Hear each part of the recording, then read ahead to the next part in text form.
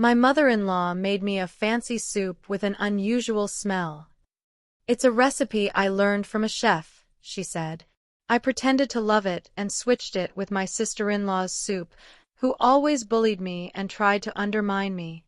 But 50 minutes later, this happened. I-28F. Never thought I'd be writing this, but I need to get this off my chest because what happened last weekend has completely changed my relationship with my husband's family forever. My mother-in-law has always been complicated. She's one of those women who smiles sweetly while delivering cutting remarks, and she's never quite accepted that her precious son married someone she considers beneath him. My sister-in-law is worse. She's been actively trying to sabotage me since day one, making snide comments about my cooking, my job, my appearance, always with that fake concerned tone that makes you question if you're being too sensitive. The family dinner started like any other. We gathered at my mother-in-law's house for our monthly get-together, and I was already dreading it. My sister-in-law had arrived early, as usual, probably to get some quality bonding time with her mother and plan their next subtle attack on me.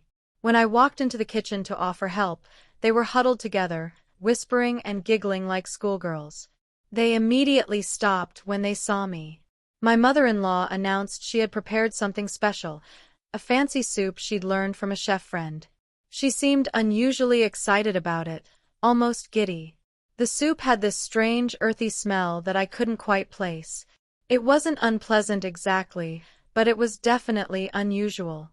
When she served it, she made a big show of giving me an extra-large portion, insisting I needed to try this amazing recipe. My sister-in-law watched me with this weird anticipation in her eyes. Something felt off about the whole situation, but I couldn't put my finger on what. The smell was getting stronger as the soup sat in front of me, and I noticed my mother-in-law and sister-in-law kept exchanging glances. That's when my instincts kicked in. Years of dealing with their passive-aggressive behavior had taught me to be cautious.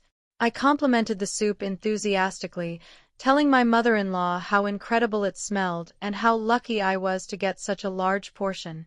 I asked if I could take a quick photo for my social media because it looked so professional. While everyone was distracted by my husband telling a work story, I quickly switched my bowl with my sister-in-law's. She was sitting right next to me, and in the dim lighting of the dining room, the bowls looked identical.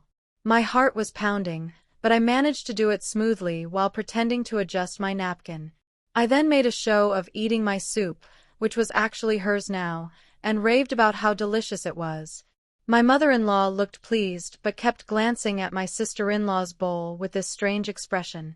My sister-in-law, meanwhile, was eating what was originally my portion, though she seemed less enthusiastic about it than I was pretending to be. About 20 minutes into dinner, my sister-in-law started looking uncomfortable. She kept shifting in her seat and touching her stomach. At first, I thought maybe she was just full, but then she started looking genuinely distressed. She excused herself to use the bathroom and was gone for nearly 10 minutes. When she came back, she looked pale and sweaty. She told everyone she wasn't feeling well and thought she might be coming down with something. My mother-in-law immediately became concerned, asking if she needed anything, if she wanted to lie down. The attention and care she showed was in stark contrast to how she usually treated me when I wasn't feeling well. 30 minutes later, my sister-in-law was clearly in distress. She was clutching her stomach and had to excuse herself again. This time, we could hear her being violently sick in the bathroom.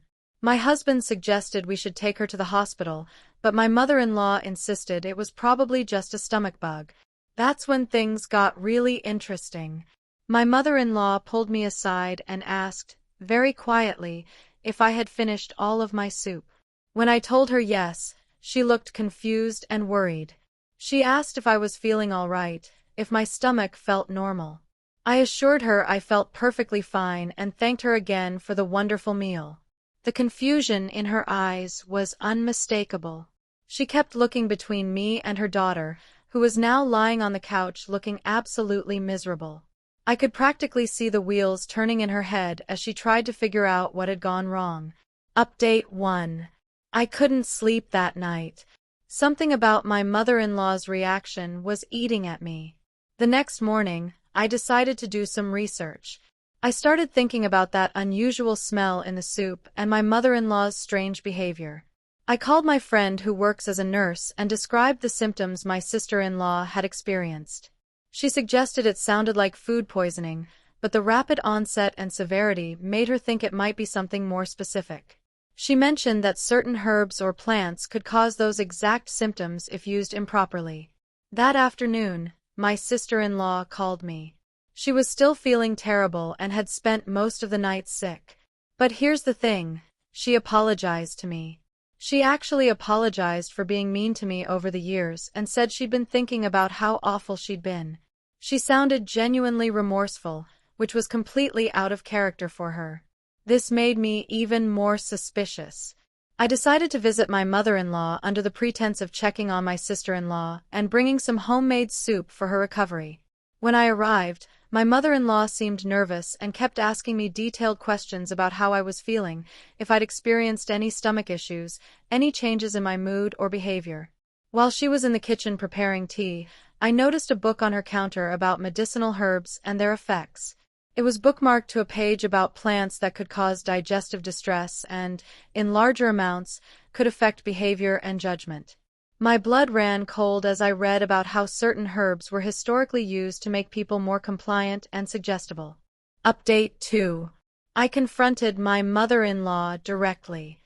I told her I knew something had been in that soup and demanded to know what it was. At first, she denied everything, but when I mentioned the herb book and pointed out how convenient it was that my sister-in-law was suddenly being nice to me, she broke down.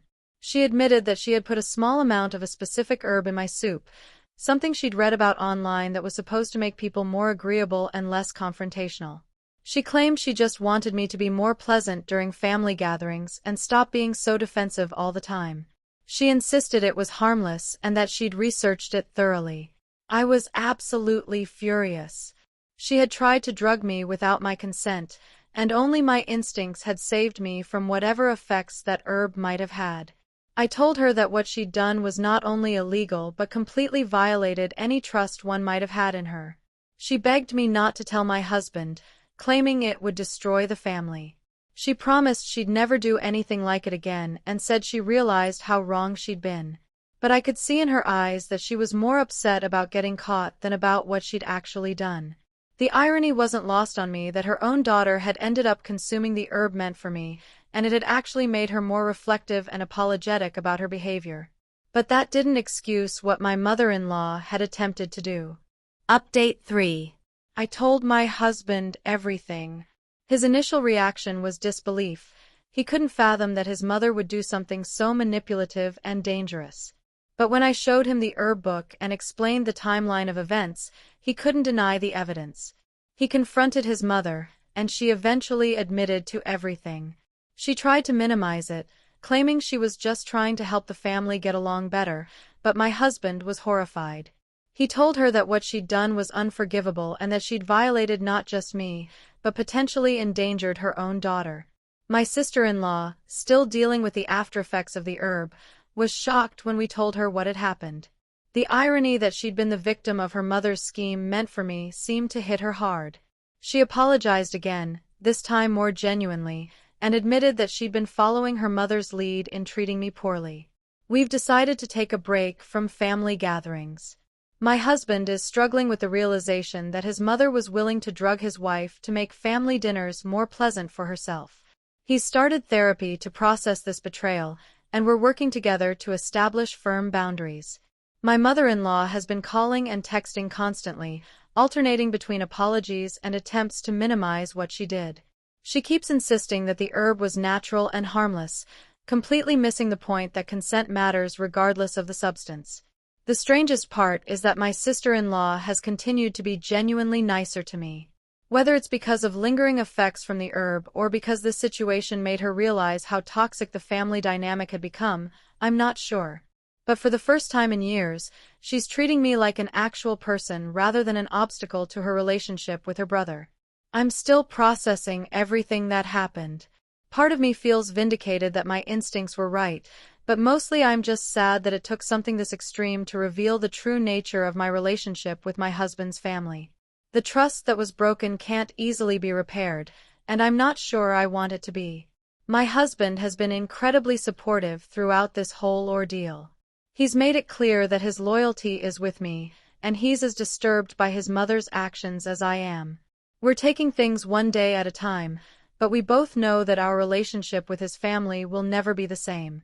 The soup incident, as we've started calling it, has become a turning point for us. It's shown us both how far some people will go to maintain control and how important it is to trust your instincts when something feels wrong. I'm grateful that my years of dealing with their subtle manipulation had taught me to be cautious, even if I never imagined it would save me from something like this. Looking back, I realize this was probably not the first time my mother-in-law had tried to manipulate me in ways I didn't recognize. But it will definitely be the last.